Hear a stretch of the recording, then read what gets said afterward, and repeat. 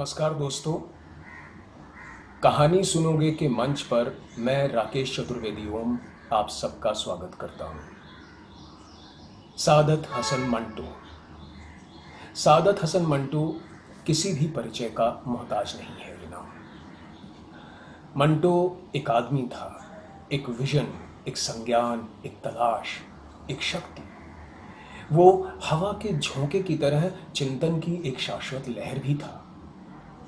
मंटो ये जानता था कि इंसान सबसे बड़ा सच है और सच अटूट होता है। इसीलिए मंटो ने इंसान को कभी खानों में बांटने की कोशिश नहीं की।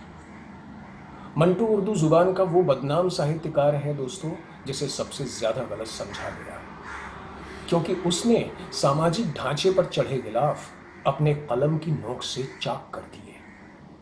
मंटो का कसूर ये था कि उसने एक ऐसे सच के चेहरे से नकाब उठाया जिसे देखने की हिम्मत हमारा समाज अपने आप में पैदा नहीं कर सकता।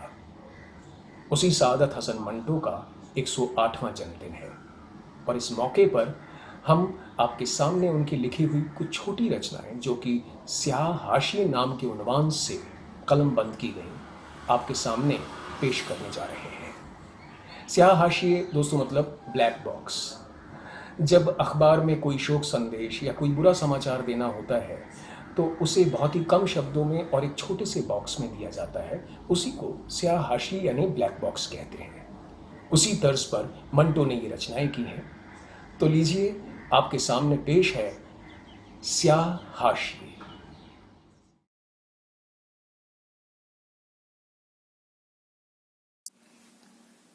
सुबह 6 बजे पेट्रोल पंप के पास हाथ गाड़ी में बर्फ बेचने वाले के छुरा घोंपा गया।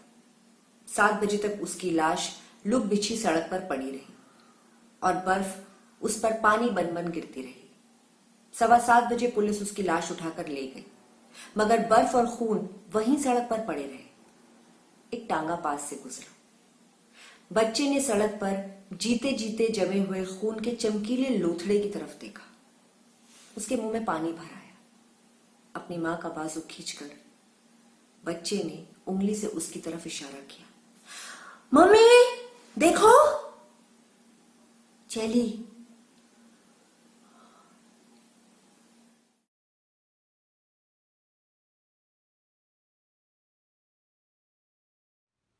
गाड़ी रुकी हुई थी। 3 बंदूकची एक डिब्बे के पास आए। खिड़कियों में से झांकते हुए उन्होंने मुसाफिरों से पूछा, जनाब कोई मुर्गा है? एक आदमी कुछ कहते कहते रुक गया। दूसरों ने बाकियों ने जवाब दिया, जी नहीं।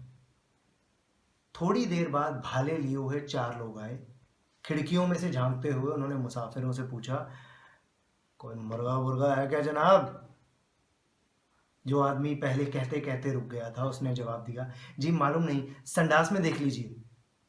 भाले वाले अंदर दाखिल हुए। संडास तोड़ा गया तो उसमें से एक मुर्गा निकल आया। एक भाले वाले ने कहा, इसको हलाल कर दो। दूसरे वाले ने कहा, अरे नहीं नहीं, डिब्बा खराब हो जाएगा, है इसको बाहर ले चलो।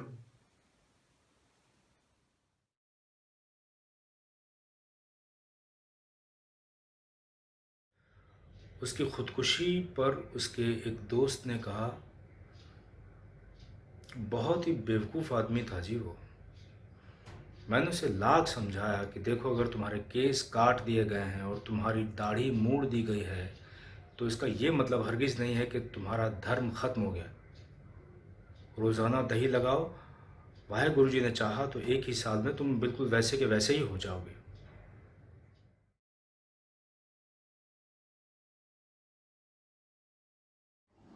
हुजूम ने रुख बदला और सर गंगाराम के बुत पर पिल पड़ा।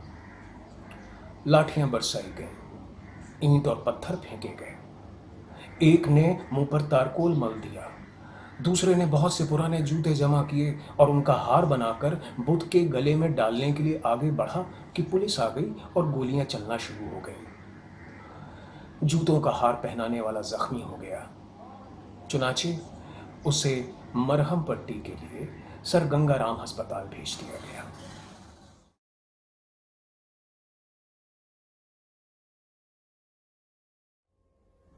कुछ नहीं दोस्त,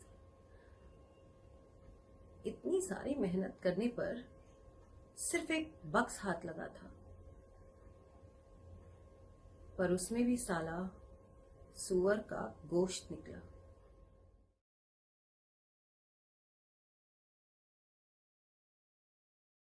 मुजरा खत्म हुआ, तमाशाई रुखसत हो गए।